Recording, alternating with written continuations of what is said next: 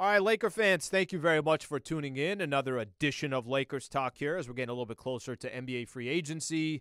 We got the draft coming up as well. Lakers obviously have a second-round pick, so we got a lot to get into tonight. Some interesting topics. Kyrie Irving potentially to the Los Angeles Lakers. I want to kind of go along some of those reports that we're hearing out of Brooklyn. Darvin Ham last week was with Rich Eisen, was on the Rich Eisen show and talked about what he's hoping for from Russell Westbrook this upcoming season. I just don't know if it's realistic or not. And then, a few other things. We'll put a bow on the NBA Finals. Celtics obviously don't get championship number 18, so both squads sit at number 17. How happy I was about that. The Golden State Warriors, what they've built in this dynasty. They had their parade earlier today, and Trevor Lane from Lakers Nation will join the show as well in a little bit as well. So we got a lot to get into. Let's start off with this Kyrie situation in Brooklyn. So, by the way, if you want to be a part of the show, at Alan Sliwa, you could always hit me on Twitter. So this is why I want to start with this. I want to kind of preface a couple things, and I want to set this up properly of what's going on in Brooklyn with Kyrie Irving and why this could potentially tie in with the Lakers. So Kyrie's got to make a decision by June 29th. He has a deadline on his $36 million player option for next season. The conversation supposedly that Kyrie's having with the Brooklyn Nets have become stagnant. And I don't know all the exact reasons, but I was reading this article, Shams Charania of The Athletic. Travis and I talked about it a little bit this morning. And I think the conversation's interesting. Let me tell you why it gets interesting.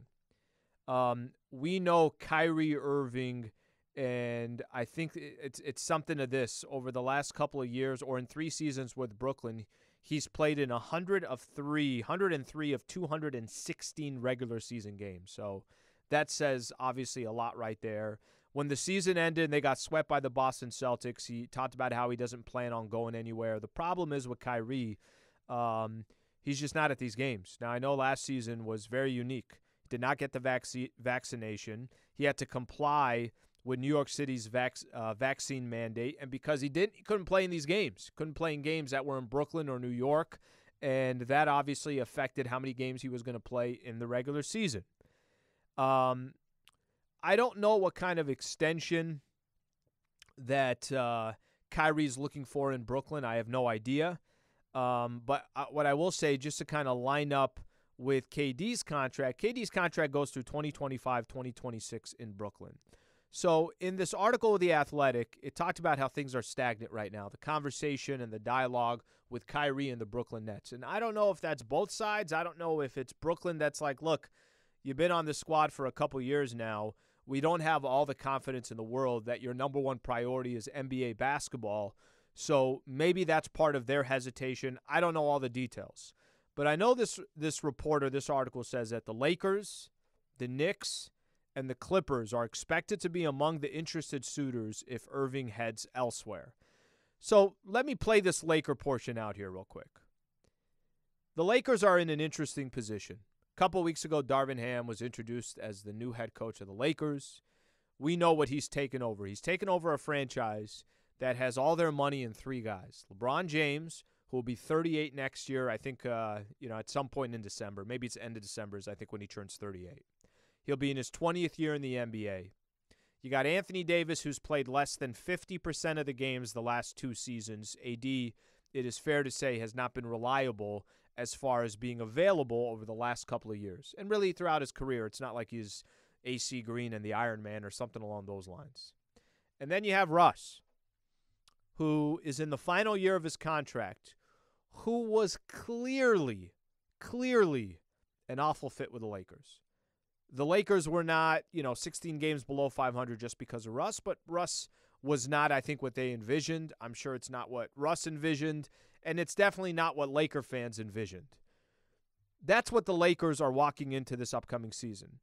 Russ is, there's no question about it. I think everybody agrees he's going to eventually opt into that $47 million that he's going to be owed this upcoming year, and the Lakers have been pretty adamant, at least the last couple of weeks, that Russ is going to be a part of the franchise and they don't want to give up draft compensation. And Darvin Ham talked about how He envisions Russ fitting in with the Lakers, and he's one of the greatest players to ever play the game. So the Lakers are doing their part, whether that's just lobbying to make it look like they want to keep Russ, or maybe it's realistically it's going to be the case because they're not going to give up any draft compensation.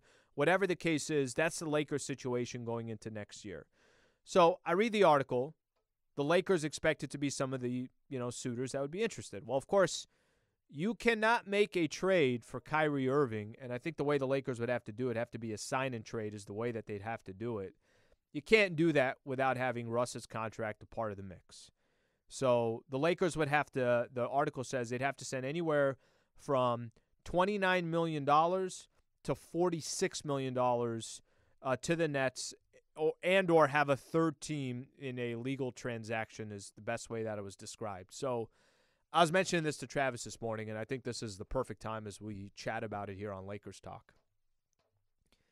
If I just asked you, knowing what you already know, knowing what Russ, LeBron, and Anthony Davis looked like together last year, knowing that they played 21 games together and they were 11-10, knowing that Russ is the type of player that it seems like for him to be successful as he has been throughout his career, he's got to have the ball in his hands, got to be really the quarterback. He's the one that's going to be pushing tempo, all those things that makes Russ what has been such a successful Hall of Fame career, averaging triple-doubles, doing things that nobody's ever done in the NBA as far as how many triple-doubles he's had over the course of his career.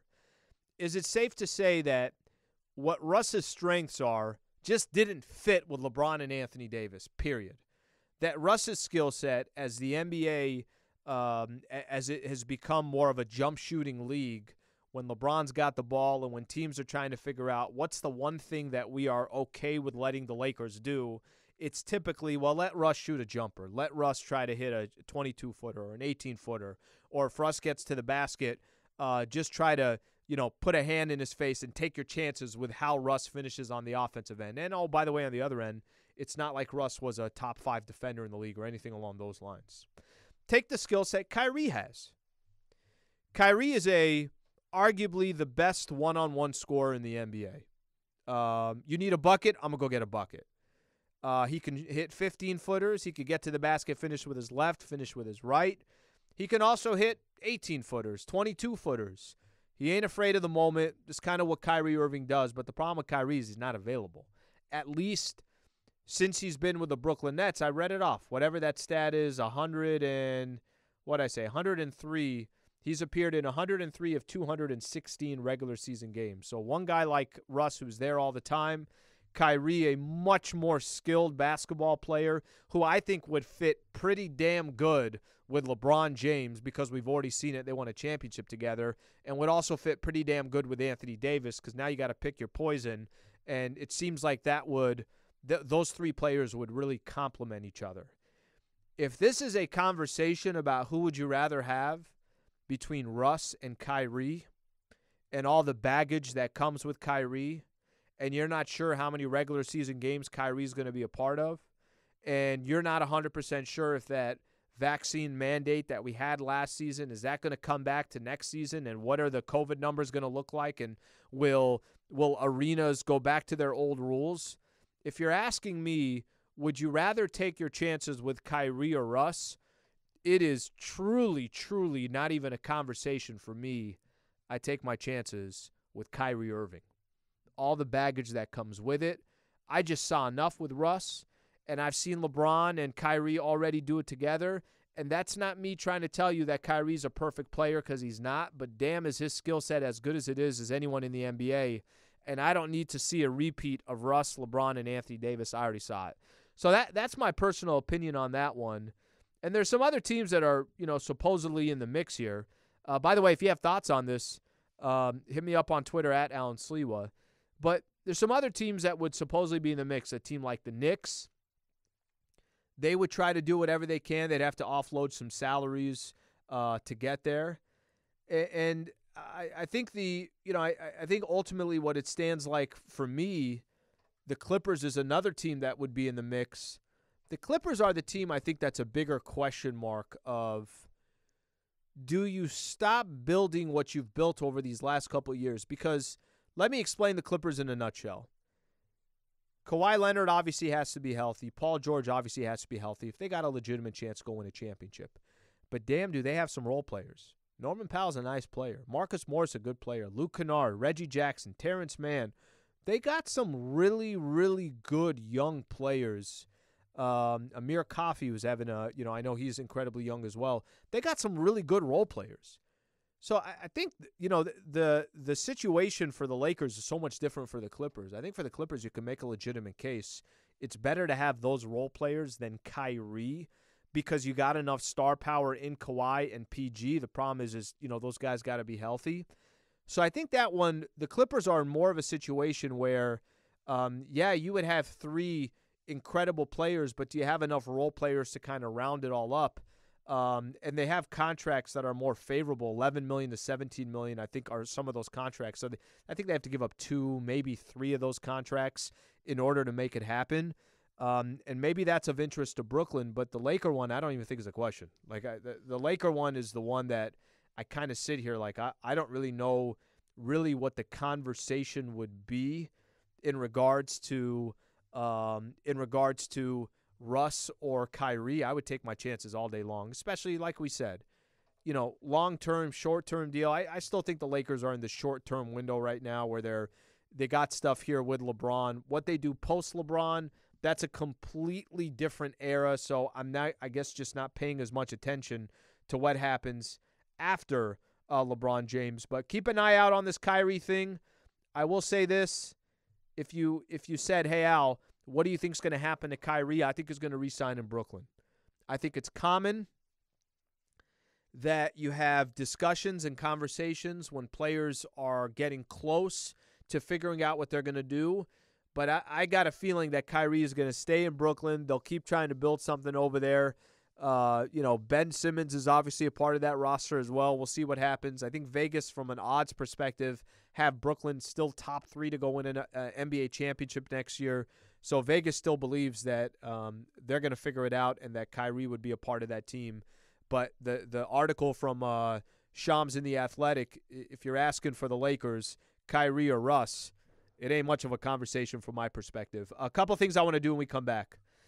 I saw kind of an interesting story here about how the Lakers could be targeting another star type of player in the NBA. The strategy of whether it makes sense to go after another star player or does it make more sense to have role players like you did a couple years ago when you won a championship. We'll get a chance to do that. Plus, I want to talk about Darvin Ham when he was on the Rich Eisen show and some of the things that he's expecting from Russ. Are they realistic or not? I'll tell you what I'm talking about coming up next. Stay right here. I appreciate you guys being a part of the show. This is Lakers Talk on 710 ESPN.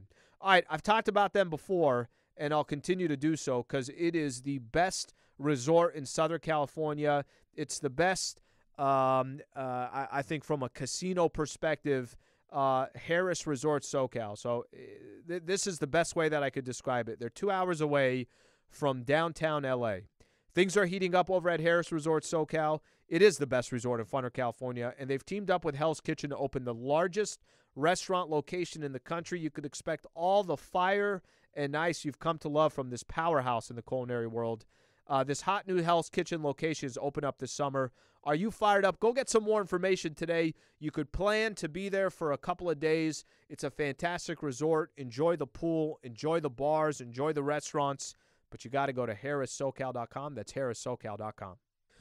All right, welcome back to Lakers Talk. Appreciate you guys being a part of the show. As I always mention, if you miss any part of the show, download the ESPN LA app. We've got our own little channel there, Lakers Talk, and we certainly put all our content there. So if you miss any part of the show, you could feel free to do that. I'll throw this up on YouTube as well, so the folks up at YouTube's got the show as well.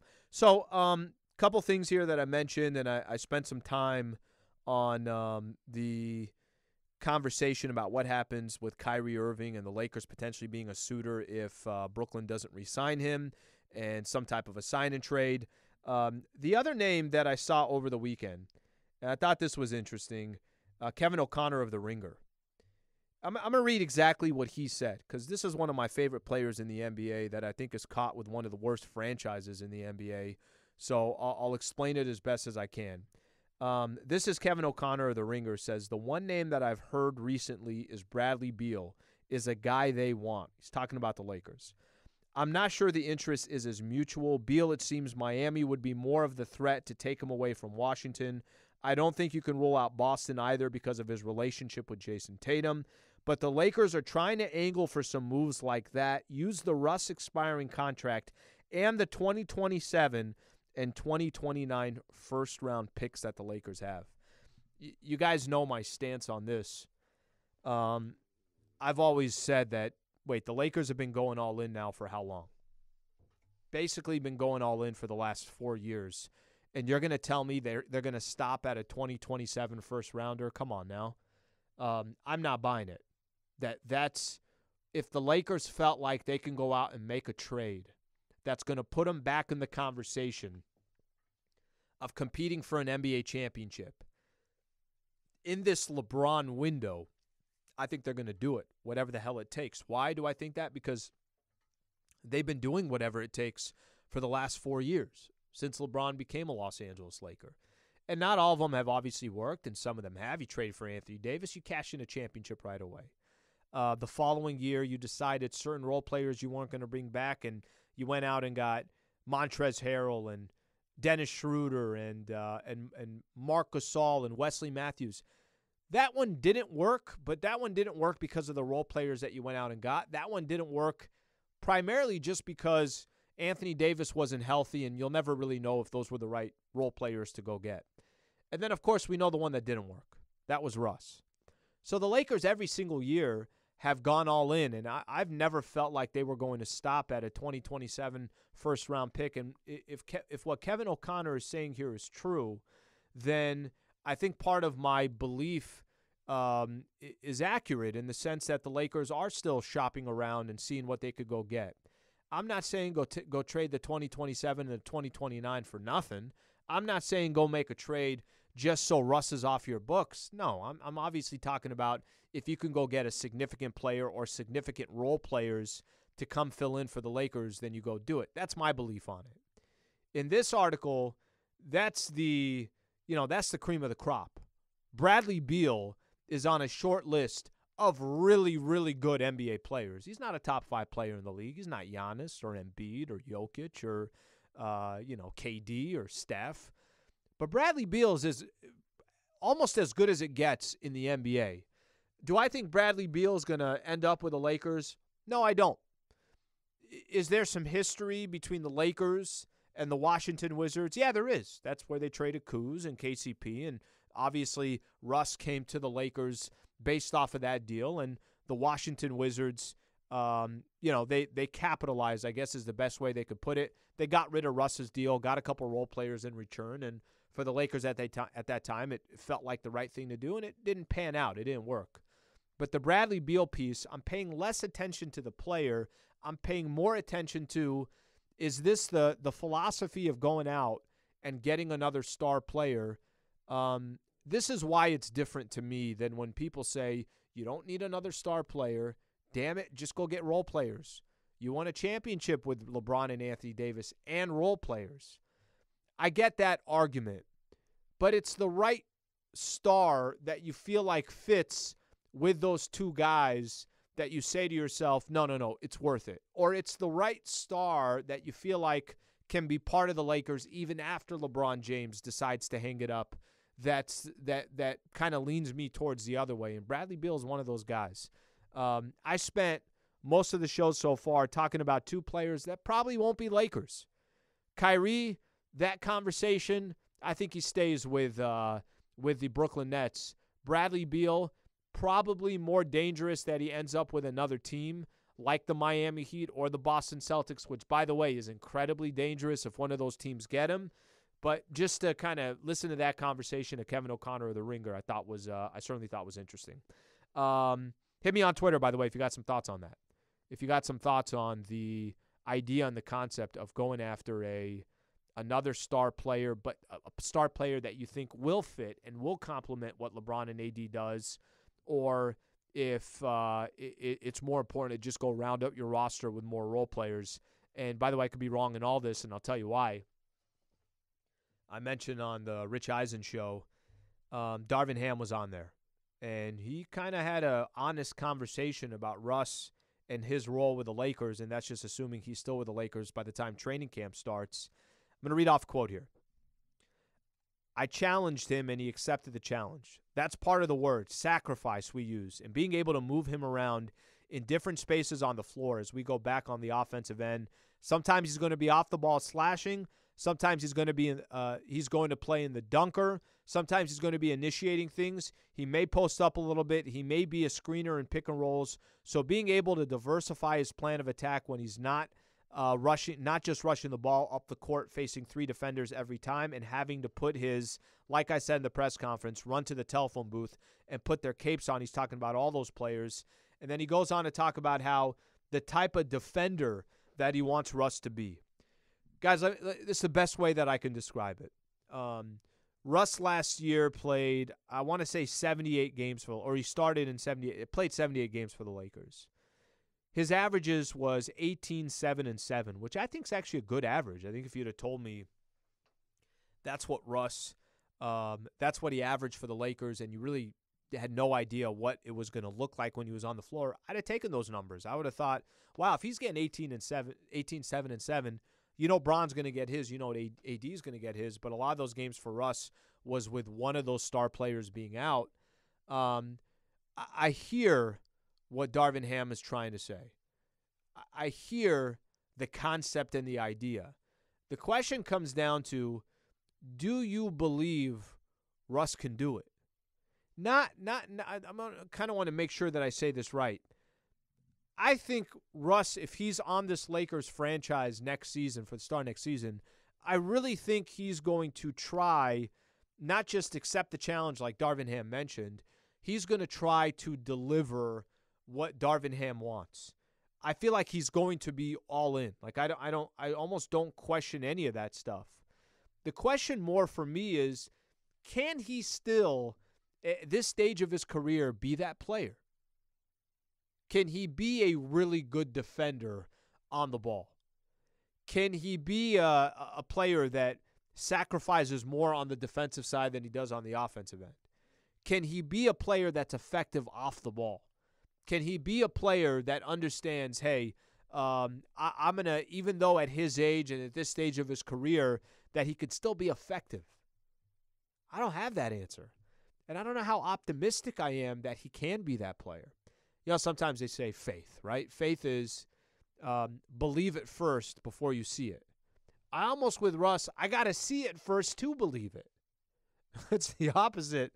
It's the opposite of faith, but that's how I feel about that. I feel like, this conversation that we're having right now and we're going to continue to have in the offseason, if Russ is a part of the Lakers, I get what you want Russ to be, but I'm not sure if Russ can still be that player in the league. I'm not sure that Russ is, the guy that we can all look at and speak confidently about and say, yeah, he can still be that player. He could still be the guy that is an incredible key asset to a franchise, especially like the Lakers already have LeBron and Anthony Davis. So I don't have that answer, but I thought that was interesting from Darvin Ham when he was on with Rich Eisen. One other thing I want to hit on real quick on this interview with Rich Eisen, he also did talk about Anthony Davis, who I still think is the most important player on this Lakers roster. Russ gets a lot of heat because the fit didn't work, but the reality is if Anthony Davis plays less than half the games in the regular season, then the Lakers will continue to go nowhere. There was some conversation last week about AD. How committed is he? We did that whole thing, and Darvin Ham kind of addressed this. I'm going to read off what he said. He said, "I feel the exact opposite," and he's talking about how Anthony Davis approaches the game. Being a guy that played 8 years in the league and had deep playoff runs with teams, there's that time in the end of the year that you have to take care of your body, all that pounding, the jumping, the running, especially when you've dealt with an array of injuries like Anthony has. You have to take time with your body, focus on your body, and that's what he's doing, picking up a basketball that usually happens in the middle of summer. You may do some spot shooting or whatever, but in terms of the pounding and the hard workouts and the grueling workouts on the court, that's usually pushed back towards the middle of summer. That's just a general NBA player's principle, just to get that time, your body back feeling well, to get your body stronger in different areas. He goes on to say the court will come later. You have to have a functional body in order to be able to improve your game on the court. So he's obviously going out of his way to defend AD. I mentioned it last week. I didn't make too much of it. I think Anthony Davis, we're eventually going to get him. He'll be in his full workouts and everything else. We just want to see AD healthy. That's all. Just want to see an AD available. People like to jump to conclusion. People like to sit back and say that, well, he's not committed. I'm sure there is, and J.J. Redick mentioned this last week, it's common for NBA players to rest their body after the season. But for the Lakers, and I think for Laker fans, none of this really means anything. AD will either deliver on the floor and be one of the baddest big men in the NBA, or he won't, and there's no other way to describe it. I think that's where most Laker fans are with Anthony Davis. He'll either be available or he won't be available, so I don't think there's too much more after that. I'm going to get into a lot of this stuff with Trevor Lane from Lakers Nation. Always appreciate having him on as a guest. He does fantastic work covering the Lakers. Trevor Lane coming up next. Appreciate you guys being a part of the show. Stay right here. This is Lakers Talk on 710 ESPN. And just a quick reminder here, big shout out here to Harris Resort SoCal, a fantastic partner of Lakers Talking on 710 ESPN. Things are heating up at Harris Resort SoCal. Head to Funner, California this summer to dine at the country's largest Hell's Kitchen restaurant. Learn more at harrissocal.com. Trevor Lane coming up next. Lakers Talk on 710 ESPN.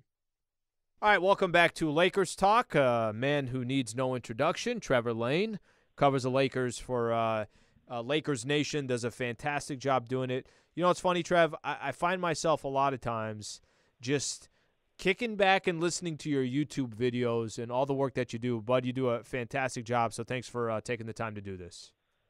Well, hey, thank you, Alan. I really appreciate that, and thank you for having me on. All right, so I'm going to start off with this because this has kind of been the story today, and I spent a little bit of time on it.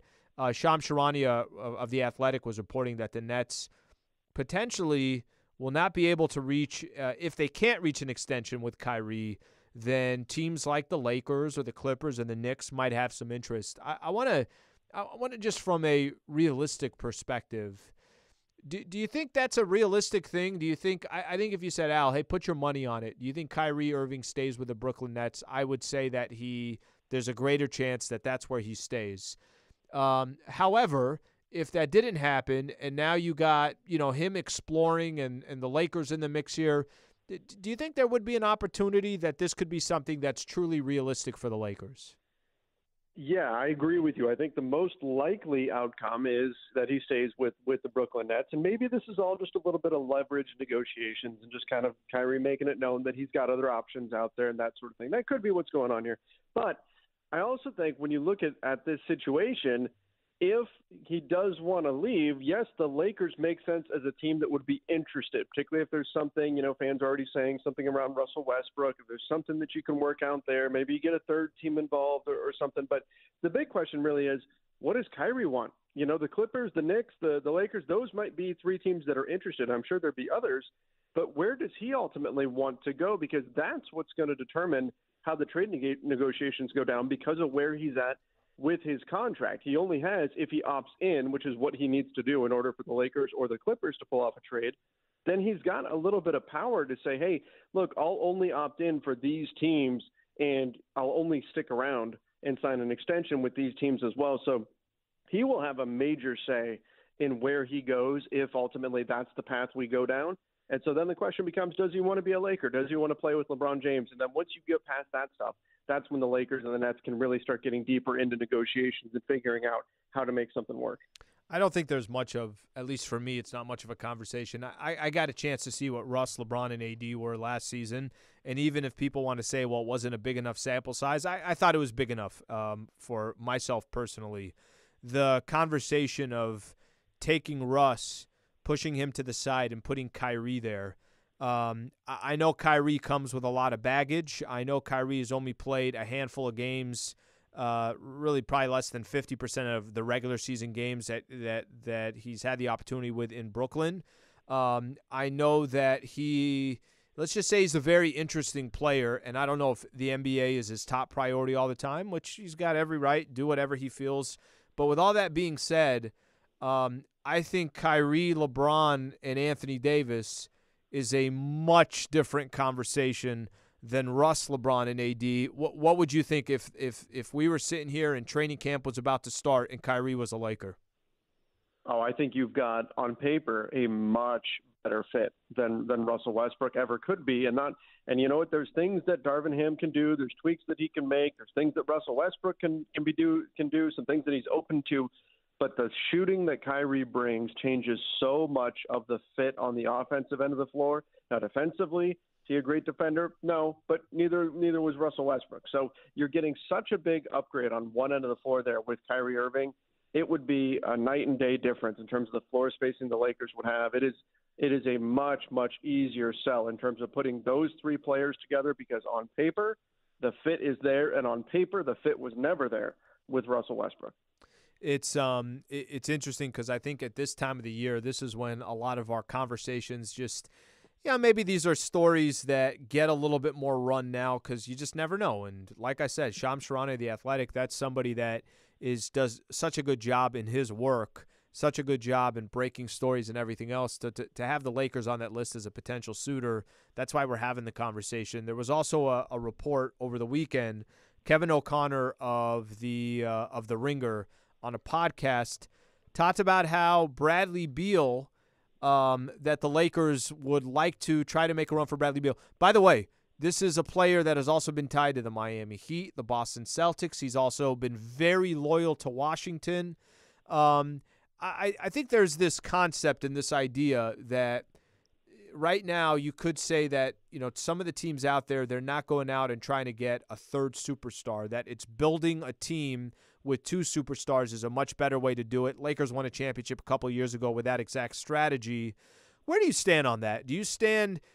Would you rather have this Lakers team, if they had the choice and the option, have LeBron and AD as your foundation and then build the rest of the squad with role players like you did when you won the championship in 2020? Or do you feel, well, no. Yeah, you can build the squad around LeBron and Anthony Davis, but if you got the right third star, take the third star over, some of these other role players. Where do you fall into that category? So I think that's the perfect analysis there, is in terms of we're looking at the Lakers now talking about Kyrie before talking about Bradley Beal. Are they going to go big game hunting with the Russell Westbrook contract expiring? And that's not what we initially thought. We thought they were going to try to divide up Russ's contract with some role players and go with that previous roster build that you were talking about.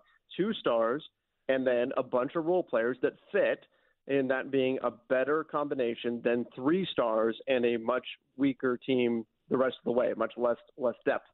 And I think that I personally lean more towards the 2-star model. I think that is what we're seeing take hold in the NBA more and more. I think the Lakers helped to kick that off, ironically, when they won the championship in 2020, was to kick off this concept of 2 stars and a lot of depth and how powerful that can be. That's not to say you can't win with the 3-star model, but like you said, you have to have the right 3 stars. But personally, I feel more comfortable right now looking at the 2 stars and depth as more of a model that is forward thinking and more of a model that reflects where the NBA is going in terms of needing continuity, needing all your players to be on the same page, needing everybody to have a very specific role. And that means putting a little bit more value in your role players than what you really can do with a 3-star model. So I feel better going with the 2 stars and depth path, but I understand why it's probably in the Lakers' DNA to continue to try to find a 3rd star that fits with LeBron and AD. Trevor Lane covers the Lakers for Lakers Nation, taking some time to join us here on Lakers Talk. Trev, there was an article. It was actually an interview. Darvin Ham was on with Rich Eisen. Earlier in the show, I was talking about it, and he was talking about how Russ accepted the challenge. He's challenged him, and Russ has accepted it, and kind of his vision of how to use Russ. And I remember a couple of weeks ago when they were doing the press conference, the introduction meeting for Darvin Ham, he talked about how he wanted to see Russ as an elite defender again. I think Darvin Ham has the right mentality of, if Russ is a part of this team and is on this roster, the best way of using him. I guess my question is, it's one thing to say what you want from a certain player. Do you think it's realistic? And I'm throwing that back over to you, because do you see Russ as the player that Darvin Ham envisions? Do you see that as something that is actually realistic at this stage of his career? Or would you be more surprised that he's able to accomplish that if he's still on the team by come training camp? I think it's possible that Darvin Ham can produce a better version of Russell Westbrook next season than we saw last season, and maybe that bar is a little bit low relative to expectations. I mean, let's not act like Russ is just a terrible player or anything like that. Like, he can still produce out on the floor, but can he ultimately be an asset for the Lakers on the floor? Can he be somebody that's going to help you win games consistently night in and night out? And what role does he have to be in order to do that? I think that there's a good chance that he looks better than last season. I think there's a good chance that he's going to buy in more to what Darvin Ham is saying than what he did with Frank Vogel and Frank Vogel's system. I think that Russ's contractual situation can be a factor there too. He knows he's only got 1 year left on this deal, and he kind of has to prove that he can fit into the modern NBA. But I don't know how much of a difference it really makes. Like, even if Russell Westbrook does everything Darvin Ham tells him to the letter, is it enough to overcome the fact that on paper the fit still doesn't make sense? Particularly if Darvin Ham's talking about running this 4-out-1 in offense, going with the Coach Bud offense, and that one in, it's got to be Anthony Davis if he's going to be in that Giannis role. How does Russ be on the floor with that grouping? That's going to be a really difficult thing to overcome, even if Russell Westbrook is willing to do every little thing that Darvin Ham wants. Maybe we get to the point where it's Russell Westbrook off the bench is the best way to mitigate those concerns. But again, I just don't know if it moves the needle enough. I think he can get better, but I don't know if Russ being a little bit better and doing what Darvin Ham needs him to do is enough to push the Lakers to where they want to go. Trev, final one for you, and we appreciate you always coming on the show. I haven't got a chance to do this. I'm going to do this in the next segment here. But the Lakers, I think there was a little bit of relief Thursday night when the Boston Celtics did not get to championship number 18, and they were officially eliminated from the finals and the playoffs. I thought you would feel probably similar to myself and other Laker fans out there. We could at least, if there's one thing we could take away from this year, we could breathe a sigh of relief, and both squads are still tied at 17. Do you agree? Alan, the worst season in Lakers history, yes, which is what I've been calling this, did not end in the worst way possible, and that would have been with the Celtics championship. So at least we've got that little silver lining on this dark cloud of a 2021-2022 NBA season. We will take that, Trev. The small little hope and joy that we have from this season coming to a conclusion is that both teams still have 17 championships. Trev, thank you, buddy. I appreciate you coming on the show. Always enjoy your insight on the Lakers. Thank you so much for having me, Alan. Appreciate it. All right, that's Trevor Lane right there. Final thoughts coming up next, and I will give you my thoughts on the NBA finals and the Celtics not getting to 17. Stay right here. This is Lakers Talk on 710 ESPN. All right, big shout-out to Trevor Lane of Lakers Nation. He's fantastic. Always love his work. He's all over everything on Lakers Nation. Always puts out great videos on YouTube as well, so I appreciate his time. So coming up this Thursday is the NBA draft. There's an article right now on SB Nation. Who should the Lakers target in the 2022 NBA draft? If the Lakers are to buy a second-round pick, what kind of players should they target? So obviously the Lakers, not depending on the draft, have given up a lot of their draft compensation over the last couple years so that they could be in a position to try to win. And unfortunately for the Lakers, they're in this weird spot where, developing all these young players, that's not really the case. That's not to say that they don't have some players with some opportunity like Austin Reeves and a couple of these other guys, but it's not like they got these top 5 picks that are kicking back. Talen Horton-Tucker, Austin Reeves, those are really your 2 guys that you're focused on, maybe a Wenyen Gabriel. But then on top of that, you're not in a position where you're in win now. You're trying to be in a win now mode, and it's going to take a lot to get back to a win now mode. but there's also going to have to be a lot of things that go your way. So the draft, unless the Lakers make some kind of move, will not have a pick on Thursday. I want to do a couple things here as we come to a close of the show. I want to put a quick bow on the NBA Finals. And, Thursday night was the final. The Golden State Warriors 1-6 against the Boston Celtics. If you guys listen to me on this show, I did mention I thought the Celtics would win the series, so I was wrong in that. And who would have thought that after the Celtics went up 2-1, they would come back and win 3 games in a row with the Warriors and kind of dominate. And really what I'm referring to is obviously that Game 6, the way they played, the way they closed out Game 5. And they won their 4th championship in 8 years. So a couple things come to mind, and they did have their parade earlier today. Love Draymond Green going after everybody. That's always entertaining. But a couple things come to mind. Number one, let me just say this real quick on the Celtics. I think that squad's going to be around for a little bit. They've got a good enough, young enough team, and if they make some moves, they should be in the mix for a little while. Can I tell you what a relief it is? Maybe I'm a child on this one, that the Celtics do not have 18 championships. Can I tell you what a relief it is to just know that the Lakers and the Celtics are still tied? Can I tell you what a relief it is that the Celtics only have won 1 championship in the last, 30-plus years? And I know that one was in 2008 against the Lakers, but, the Lakers have won 3 championships since 2008. So it just kind of shows, and that's not me even talking about the 3 championships that they won with Shaq and Kobe days. We know what the Lakers have done in the more modern era of basketball, but it truly, truly is and was a relief that the Boston Celtics were not hanging up banner number 18. And I'm not a Warrior fan here, and I think you guys know that anytime a team starts dominating like they do, they're out here obviously on the West Coast. They're Joe Lacob has said they're kind of light years ahead of the rest of the NBA. They've had a tremendous amount of success, and it's not like I'm sitting back every day rooting for the Warriors, because I'm not. The Bay Area, naturally, I think, if you're a Laker fan, you're not rooting for the Golden State Warriors. But in a weird way, you had this kind of all storms collide, and even if I wanted neither of those teams to win, the fact that the Celtics did not get championship number 18, I slept well this weekend. Let's just leave it at that. That's enough on the Boston side of things. Real quick on the Warriors, damn. Talk about teams that should be around for a little bit. And if you're trying to compete with the Golden State Warriors and you're the Los Angeles Lakers, that's a class of the NBA. They won championships before Kevin Durant got there. They won 2 when Kevin Durant was there. And then they won another championship after KD left. They got 4 chips in the last 8 years.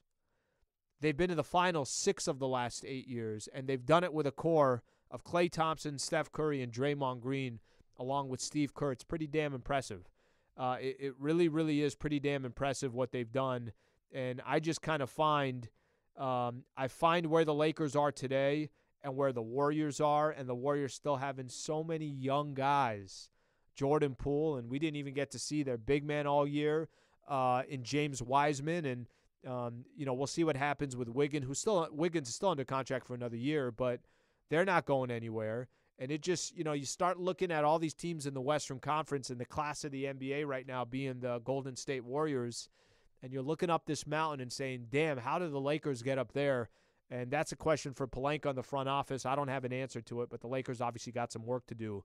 Odds for next year, the NBA, right after the finals was over, the Warriors were 5-1 to win it again next year. Caesars Sportsbook. Where are the Lakers? Lakers are, I'm going to just go through the list. It's Warriors, Brooklyn, Boston, Milwaukee, Phoenix, Clippers, and then start going down the list further to see where the Lakers are.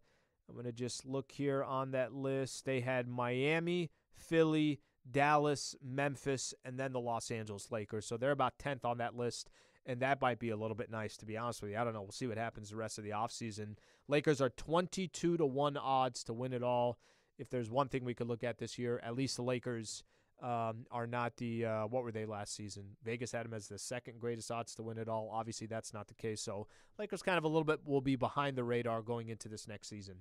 All right, that comes to the end of the show. I appreciate all Laker fans taking some time to tune into the show. Just remember, you could always catch Lakers Talk on the podcast, ESPN app, or on iTunes, or just download the ESPN LA app. It's right there. We'll continue to put content on there. LA, thank you very much for tuning in. As always, have a great rest of your night.